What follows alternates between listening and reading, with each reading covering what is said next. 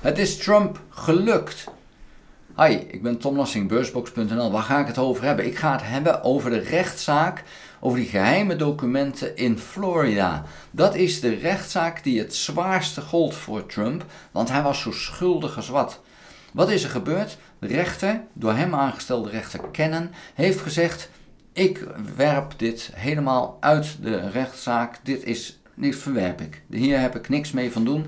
En waarom dan? Waarom is zij in staat om een zaak die zo duidelijk is, zomaar te verwerpen? Nou, zij heeft gesteld dat de aanklager, dat is de speciale aanklager Jack Smith, dat feit dat hij speciale aanklager is, dat staat niet in de grondwet. En dus heeft ze bepaald dat het niet rechtsgeldig is.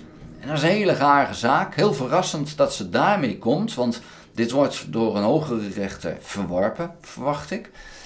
Want wat is die speciale aanklager? Nou, die is ingesteld in 1974. Toen Nixon met het Watergate-probleem kwam. Nixon was daar schuldig aan, mede schuldig aan een inval, een diefstal binnen de Democratische Partij. En dat was duidelijk dat Nixon daar de hand in had. Ja, toen was het dus feit, hoe gaan we dat aanpakken? Nou, toen is er de speciale aanklager ingesteld. Dat is 50 jaar geleden. Sinds die tijd zijn er meerdere rechtszaken gevoerd met een speciale aanklager. Zowel aangesteld door de Republikeinen als de Democraten. En met een president. Bill Clinton is aangeklaagd door een speciale aanklager. En zo zijn er meerdere zaken geweest. En nu dus ook Trump. En de reden daarvan is, ja, het zijn zulke speciale rechtszaken tegen bijvoorbeeld presidenten. Daar moet je iemand hebben die losstaat van de reguliere zaken en die dus meer armslag heeft om dus zo'n machtige man aan te kunnen pakken. Vandaar de speciale aanklager. Nou, ze heeft het nu verworpen. Daarmee heeft Trump voor elkaar dat die vertraging die hij heel graag wilde hebben, dat die een feit is. Want dit gaat nu in hoger beroep. En dat gaat nooit in 2024 nog voor elkaar gekregen worden. Dus deze rechtszaak zal zeker voorbij de verkiezingen komen. Nou, dat hoopte Trump al, want Trump wil na de verkiezingen nieuwe mensen aanstellen, ook bij de rechtbank. En die moeten dan zeggen van ja, wij stoppen met die rechtszaak. Heeft geen enkele zin om hiermee door te gaan.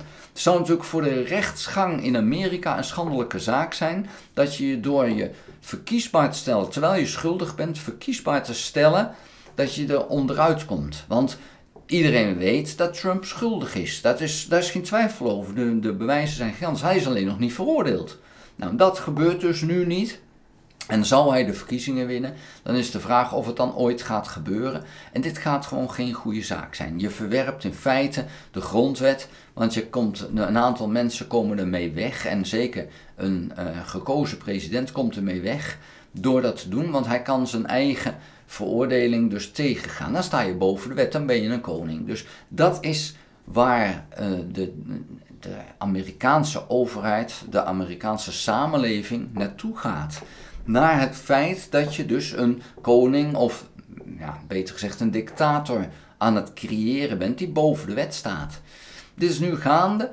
Ja, je ziet gewoon Amerika ontsporen. En er is niks aan te doen. Je ziet het gewoon gebeuren en ze zien het gebeuren. De helft van Amerika wil dat het gebeurt. Ze zijn zo zat zoals het nu geregeld is. Met een armzalige leger en een waardeloze land, dat ze zeggen, ja, dan maar gewoon de chaos. Het is niet te bevatten dat je dat zo zegt. Het is het machtigste land ter wereld, het is het rijkste land ter wereld. Maar dan nog is de helft van de bevolking zo ontevreden dat ze liever de chaos hebben dan het land in goede orde. Het is niet anders. We zullen ermee moeten leven. En deze rechtsgang zal danig vertraagd worden. Ik hoop van harte dat uiteindelijk Biden gaat winnen. Nou, Biden niet, maar dat de Democraten toch winnen. Ik hoop dat Biden vervangen wordt. En dat dus die rechtsgang wel gaat plaatsvinden. Trump is schuldig. Trump zou gewoon veroordeeld moeten worden. En als dat niet gebeurt, dan is dat gewoon een slechte zaak, een heel slechte zaak. Dat is niet te verkroppen. Dus ja, goed, zo denk ik erover. Je mag er anders over denken. Vond je de video interessant? Geef een duim. Heb je nog geen abonnement op dit kanaal? Abonneer je dan. Druk dan ook op het belletje, krijg je notificatie als ik een volgende video gemaakt heb. Ga ook naar www.beursbox.nl. Schrijf daarin op de gratis nieuwsbrief. Dank voor het kijken. Houdoe!